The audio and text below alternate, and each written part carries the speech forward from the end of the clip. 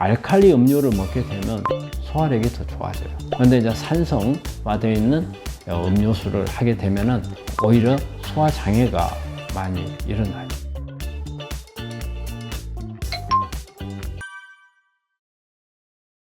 우리 요즘에 음료수 환자분들이 보면은 음료수를 어떻게 먹을 건지 되게 이제 뭐 미네랄 워터 같은 거 이제 많이 이제 찾고 하잖아요. 그러면 이제 음료수에 보면은 우리가 탄산음료라든지 여러 가지 뭐 레몬수라든지 뭐 이런 게 있는데 어떤 거는 알칼리가 많고 어떤 것은 산성이 많은데 우리 이제 암 환자한테 있어서 이제 폐하, 즉 산성도 이 부분이 상당히 중요하죠. 저는 우리 암 환자분들 치료하는 데 있어서 어떤 약을 쓰고 뭐 하는 뭐 기능식품도 많이 하고 하지만 가장 중요한 게 몸 안의 산성도를 알칼리 쪽으로 바꿔야 된다고 생각을 해요. 되게 우리 면역 세포들은 산성화된 상태에서는 암 세포로 공격을 잘 못해요. 되게 그래서 암이 악화되고 그리고 악성으로 가고 줄기세포 쪽으로 암 줄기세포 쪽으로 가게 되면 대개 암세포 주변에는 산성화입니다. 그래서 우리는 어떻게 해서든지 산성화를 막아야 되는데 산성도 알칼리 쪽으로 가 있는 이런 음료수를 먹어야 되고 그래서 암 환자한테 이제 첫째가 산성도 문제가 나오죠.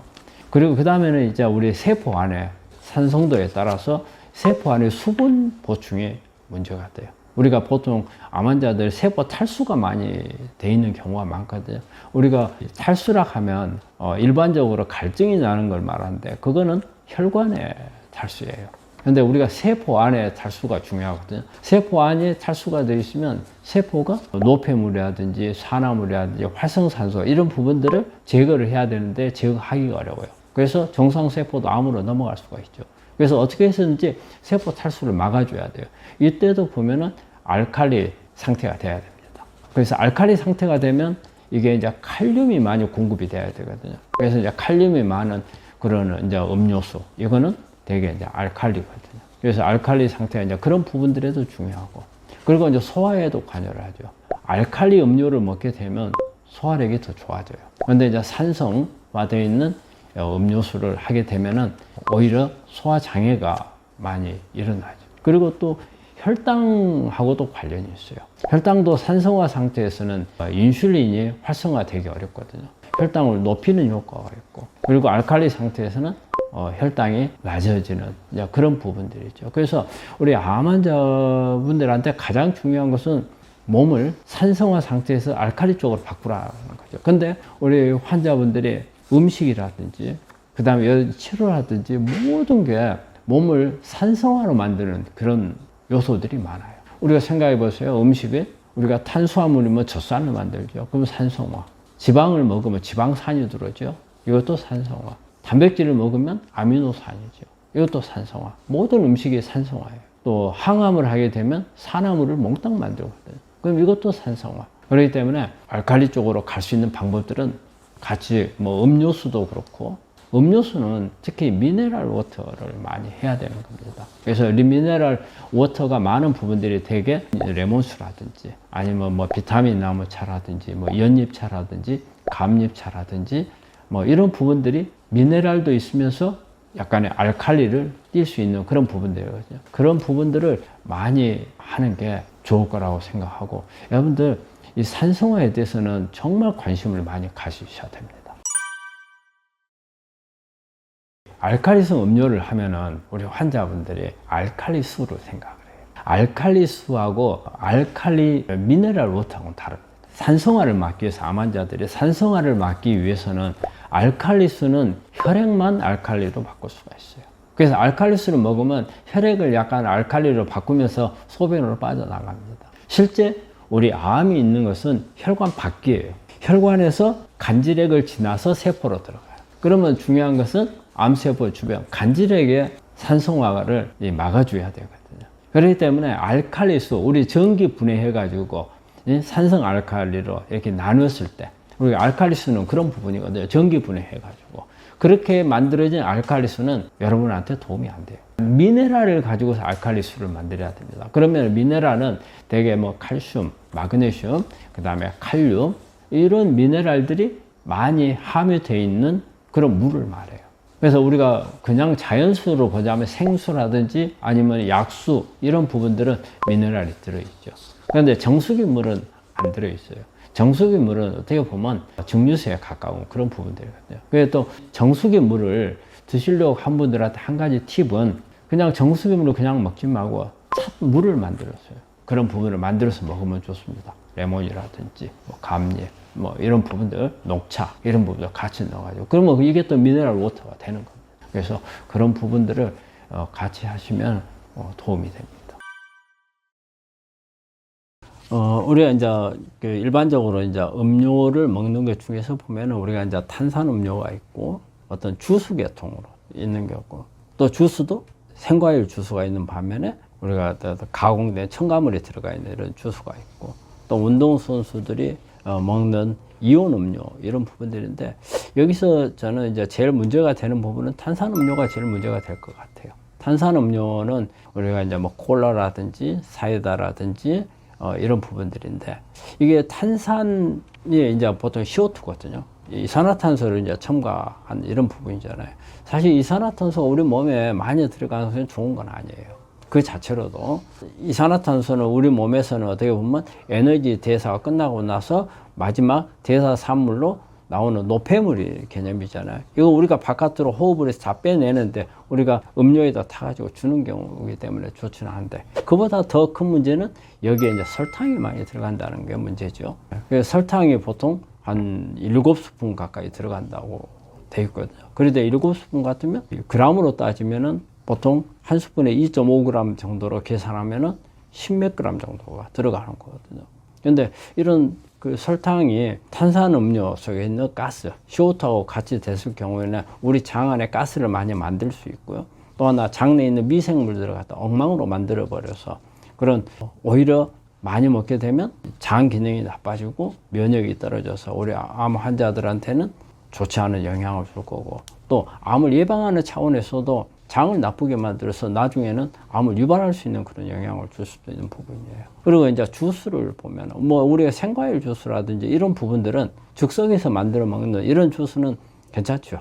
좋은데 문제는 상품화돼서 나오는 과일 주스는 되게 생과일로 만든 것보다는 어떤 첨가물 맛만 내게 하는 이런 첨가물들을 넣어서 하는 경우가 많거든요. 그 다음에 색소하고 이런 경우는 훨씬 더 몸에 이롭지 못하다고 생각할 수가 있거든요. 그래서 음료 중에서는 이런 부분들 탄산음료나 상품화된 주스는 좀 조심해야 되는 것 같고 그런데 생과일 주스라든지 이런 부분들은 근데 생과일 주스라는 게 사실은 제품으로 되어 있지 않고 매장에 가서 먹는 경우라든지 집에서 먹는 경우에는 뭐 크게 관계가 없는 것 같고요. 그리고 이제 이온 음료 같은 경우도 이온 음료는 어떤 안에 있는 특히 이제 미네랄 계통이 많이 들어있는 것 같아요. 그래서 어떤 미네랄이 들어있느냐에 따라서 차이가 나는데 여기에 어떤 다른 탄산가스라든지 이런 부분들이 들어있지 않고 단순한 미네랄만 들어있는 경우에는 나쁘다고 생각은 하진 않아요. 하지만 미네랄들이 어떤 미네랄 꼭 살펴볼 필요는 있어요. 우리 몸에 많이 필요한 미네랄들은 나트륨 계통은 아니거든요. 여기 이제 칼륨이나 칼슘이나 마그네슘 이런 성분들이 많이 들어있고 그 외에 아주 미세 양으로 필요한 뭐 우리 보통 히토류라고 하는데 이런 미네랄 같은 게 많이 들어있는 거라면 괜찮을 수도 있습니다. 우리가 이제 설탕 말씀드린 아스파탐은 이제 우리가 설탕 대체품으로 쓰잖아요. 근데 아스파탐도 사실 우리 식약처에서 분류해 놓은 데 있어서는 크게 문제 없다고 돼 있는데 항상 뭐냐면 적은 양에서는 우리가 문제점을 찾기 어려워요. 그렇지만은 이제 고용량이 됐을 때 우리가 한꺼번에 고용량은 아니죠. 오랫동안 장기적으로 이렇게 먹는 사람들한테 어떤 문제가 있을까? 그거는 우리가 좀 더 지켜봐야 되는 거고 아직도 논쟁이 많이 되고 완전하게 안전하다고 이렇게 돼 있는 부분은 아니니까 우리 암 환자분들은 안전하다는 것 외에는 주의하실 좀 필요가 있고요. 우리 사카린 같은 경우는 우리가 이제 아주 강한 단맛을 보이는 거잖아요. 단맛을 보이는 건데 이거는 우리가 고용량을 쓸 때는 약간 신경 독작용을 하는 부분이 있다고 하거든요. 그래서 적은 양은 괜찮지만 우리가 많은 양이었을 경우에는 그것도 그렇게 큰 좋은 건 아니고, 우리 MSG 같은 경우는 실제 이제 우리 청량음료, 탄산음료 속에는 잘 들어가지는 않는데, 우리가 이제 어떤 이제 음식 맛을 내는 데 있어서 단맛을 내는 재료로 쓰는 게 MSG잖아요. 이거는 모노소디움 글루타메이트라고 해서 MSG, G가 글루타메이트거든요. 글루타메이트는 가장 신경에 흥분성이 있는 그런 물질이에요, 글루타메이트가. 그래서 우리가 약간 했을 때는 맛을 내는 그런 효과를 내지만, 많았을 때는 우리가 약간의 흥분성을 가지고 있기 때문에 이런 점들이 조금 주의를 해야 될 그런 부분들이거든요. 우리가 이제 차 하면은 제일 먼저 생각하는 게 커피, 녹차, 이제 이걸 생각하잖아요. 근데 이제 커피 같은 경우도 항암 작용이 있는 걸로 되어 있어요. 대개 커피는 우리가 여러 자료들 이런 데 보면 하루에 6잔에서 8잔 정도까지도 먹으면 항암 효과가 있다, 이렇게 나와 있는 게 많잖아요. 단지 이제 커피는 이런 부분이 있죠. 예민한 사람들은 커피를 마시게 되면 어떤 부작용으로서 잠을 잘 못 자고 가슴이 벌떡벌떡하고 얼굴이 붉어지고 이런 부분들이 있기 때문에, 이제 그런 게 없는 사람들한테는 커피는 어느 정도 충분히 마시도록 하고 있고, 예민한 사람들은 아침에 오전에만 마시고, 그 다음에 이제 또 우리 기호품으로 녹차는 사실 녹차는요, 우리가 녹차 제품이 여러 가지가 있어요. 우리 한국에서 주로 많이 만드는 이제 녹차는 그 중에 좋은 게 뭐 우전이 있고, 그 다음에 세작, 뭐 중작, 대작 이런 게 있는데, 이 안에는 녹차 속에는 강한 EGCG라는 항암 작용이 있는 그런 물질이 들어있거든요. 그래서 가장 많은 게 우리 한국 녹차 속에, 녹차는 발효를 시키면 EGCG 성분이 좀 떨어져요. 되게 우리 한국에서는 가장 하는 게 우전, 우리가 고구천에 따뜻하게 하고 우전이거든요. 그래서 여기에 EGCG가 많고요. 그리고 뭐 일본의 뭐 말차, 마차라고도 하죠. 이런 부분들. 그러니까 녹차를 발효를 한 게 아니고 어떤 찌거나 볶은 거 이런 데는 성분이 많아요. 그래서 그런 건 좋고, 그런데 이제 발효를 하게 되면은 EGCG 성분이 많이 파괴가 돼요. 그런 EGCG로서 얻을 수 있는 그런 효과가 없는데, 그러면 이제 우리가 일반적으로 그것만 생각을 하는 게 아니고 그 외에도 여러 가지 있어요.